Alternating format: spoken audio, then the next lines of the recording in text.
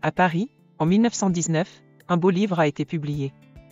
Le livre a été publié par Édouard Nignon, le grand chef que l'on appelait le second avènement d'Antoine Carême et le roi des cuisiniers. Ce livre était rempli de l'histoire des 7 sages voyageant au pays gastronomique de Cocagne, écrite par cet écrivain français de l'époque, et les repas de 14 menus mangés par les sages lors de ce voyage, écrits par Nignon et leurs recettes. Cependant, seulement 150 exemplaires du livre ont été publiés.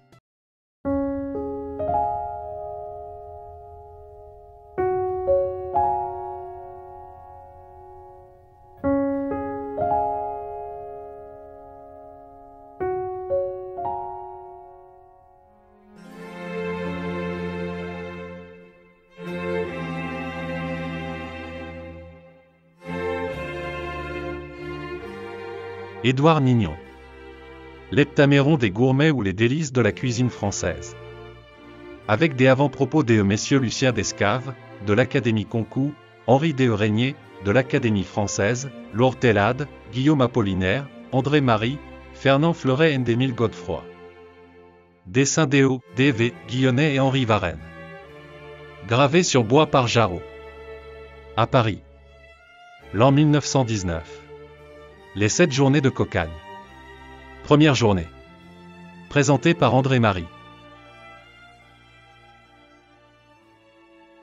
Première journée. Les Apédeutes s'étant emparés du pouvoir à la mort du roi Chapeau, dernier du nom, gouvernèrent la nation des Ligures à la façon dont l'apprenti sorcier faisait le laboratoire de son maître et ils n'eurent point de cesse que ce beau désordre, joint à l'invasion subite des Cancoines et des Urbecs, n'eût engendré une suite de guerres et de calamités comme jamais le monde n'en avait vu. Un beau matin, cependant, comme on ne l'attendait plus, la paix redescendit du ciel, on chassa honteusement les vieillards apédeutes, dont l'humeur tyrannique et le morne babillage étaient devenus insupportables à tous. La jeunesse ligure revendiqua l'honneur de diriger les destins de sa patrie, elle élut alors pour chef le bon prince Akakia qui s'occupa avec zèle de rendre au pays son ancienne prospérité. Ce ne fut pas en un jour qu'on put relever tant de ruines et panser tant de plaies, ensemencer les champs en jachères, replanter les vignes dévastées, restaurer tant de joyeuses bastides et de belles hôtelleries et ramener l'abondance dans les granges et les celliers. Heureusement, un souverain des antipodes, le roi de Cocagne, qu'une origine commune et de vieux souvenirs de famille attachés au roi Akakia et qui aimait la douce Ligurie et ses frivoles enfants, leur fut d'un grand secours en cette occasion. Peu de temps après l'avènement des Akakia, il lui écrivit. Cher et honoré cousin, la Ligurie qui jouit maintenant des avantages d'un gouvernement habile, se prend à renaître, trop lentement encore à mon gré. Pour bien marquer les sentiments que je nourris envers cette généreuse nation et pour contribuer de tout mon pouvoir au progrès de son relèvement, j'ai décidé de t'offrir la dive bouteille conservée dans mes terres depuis le trépas de l'illustre Pantagruel qui, jadis, régna sur nos 2 États réunis en un seul empire. J'y ai l'espoir que ce présent te sera agréable et que tu en connaîtras, sans tarder, les merveilleux effets. Ton affectionné, Philène. Akakia éprouva une grande joie à lire ce message qu'il reçut des mains de 3 moutardiers venus de Cocagne tout exprès pour le lui remettre. Il renvoya les ambassadeurs avec force cadeau et une lettre scellée où il disait sa reconnaissance au noble Philène et où il lui annonçait l'embarquement prochain de missionnaires chargés de prendre possession de la précieuse bouteille. Un conseil de la couronne les désigna, on les choisit parmi les hommes les plus beaux, les plus avisés, les mieux parlants du royaume, ni trop jeunes, ni trop vieux, et bien morigénés en toute vertu. Porphyre, Héphestion, Adraste, Eurydamas, Typhie, Léandé, Elpénor tel était leur nom, après une visite au bon Akakia qui leur dit, avec des mots qui vont au cœur, ce qu'il attendait d'eux, se rendirent à Phocée, accompagnés des vœux de tout un peuple, puis, un clair matin de Pâques fleuries, la nef qui les portait cingla joyeusement vers Cocagne.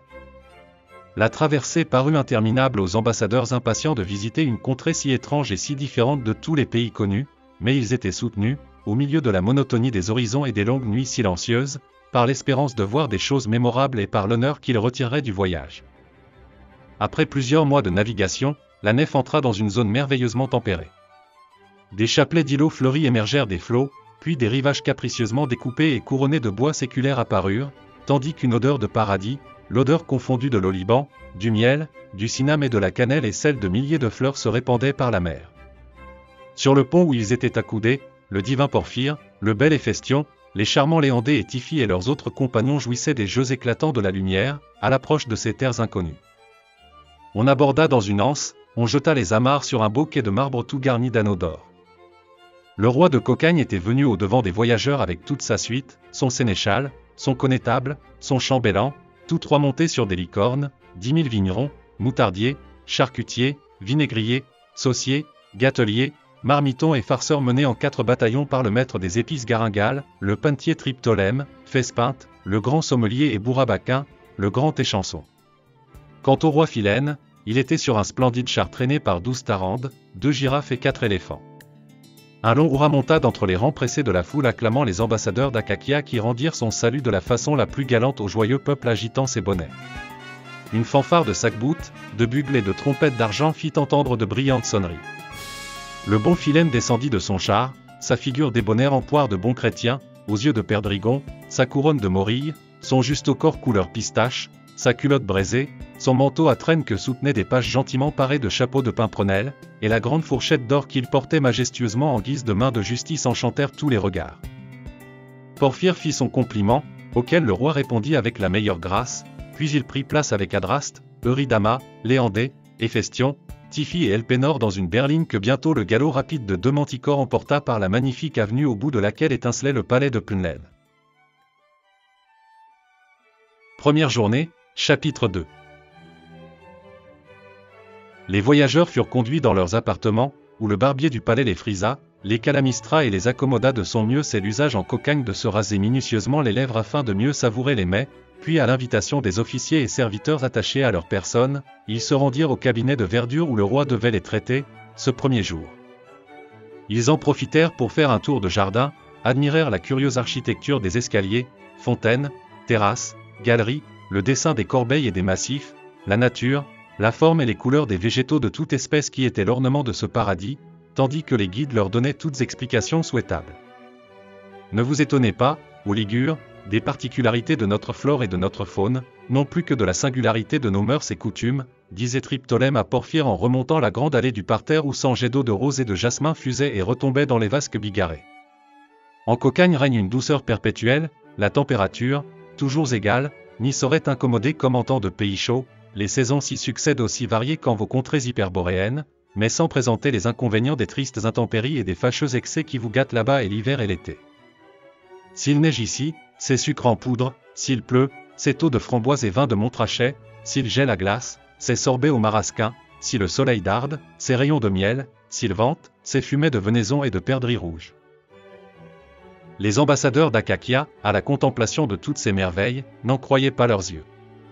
En vérité, disait Porphyre, les domaines du roi de Cocagne laissent loin derrière eux les jardins d'Alcinoü, car ici non seulement les plus rares essences portent en même temps des fleurs et des fruits, mais encore on en tire liqueur et confiture, il n'est pas jusqu'à l'écorce tombant à l'automne qui ne vaille les plus savoureux flancs et les meilleurs talmouses. Les fontaines pissent ratafia et sirop, la terre recèle en guise de cailloux massepain et gimblettes, dans les potagers l'on trouve, outre les légumes au naturel, des beignets de chou-fleur, des salsifis frits et des asperges à la crème. Je vois des puits de miel et d'hypocras.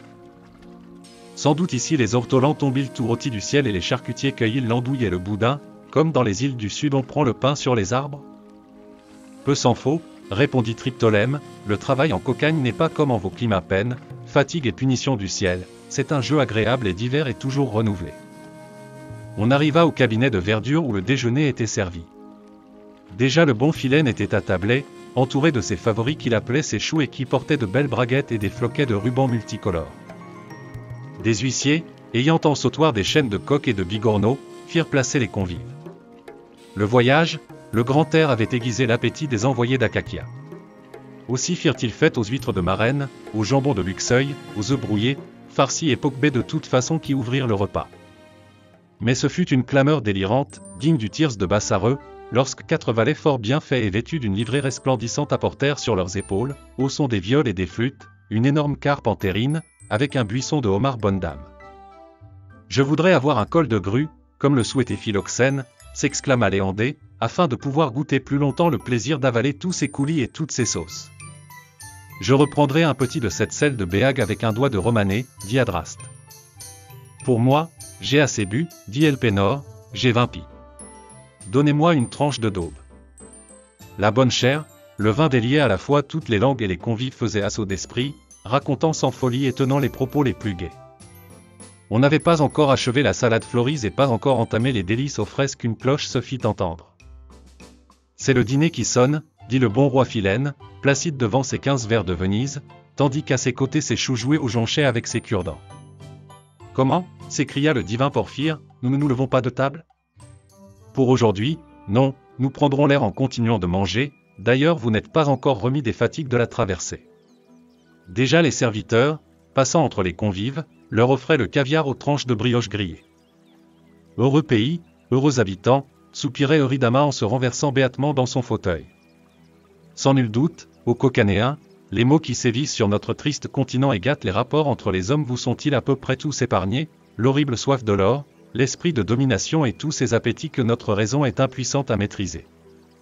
Dites-moi, Triptolème, dans votre belle Cocagne, l'injustice, le dol, le meurtre et la rapine existent-ils?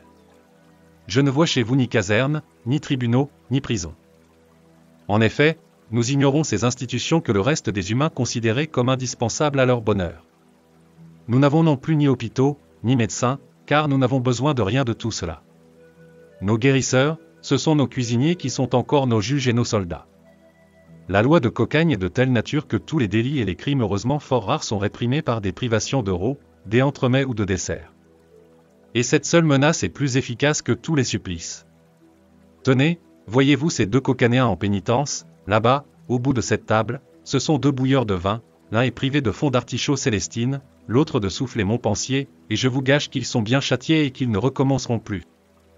Et la guerre, reprit Eurydamas, n'avez-vous jamais de guerre, soit intestine, soit avec les voisins? La seule, répondit Triptolème, dont on se souvienne dans le pays à l'expédition contre les Bedons, il y a de cela 10 ans.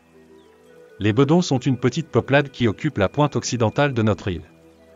On leur reproche leur peu de civilité, ils sont non des gourmets, mais d'insatiables gloutons. Assis sur des chaises très basses, une serviette nouée autour du cou, la tête au niveau du bord de la table, ils passent les jours et les nuits à jouer des mâchoires, ils se soucient moins de la qualité que de la quantité et ils n'ont pas cette politesse et cet esprit qui, mieux caille ou rocambole, assaisonnent les plats et font le charme des repas pris en commun. Pour en revenir à cette guerre, les Bedons nous avaient dérobé 3 pots de fond de volaille et une terrine de gibier et éventré un fût de malvoisie. Nous leur prîmes des otages, les mettant pendant quelques jours à la diète, c'est-à-dire les nourrissant seulement de 2 entrées et d'un relevé, les Bedons vinrent à récipicence et nous dédommagèrent.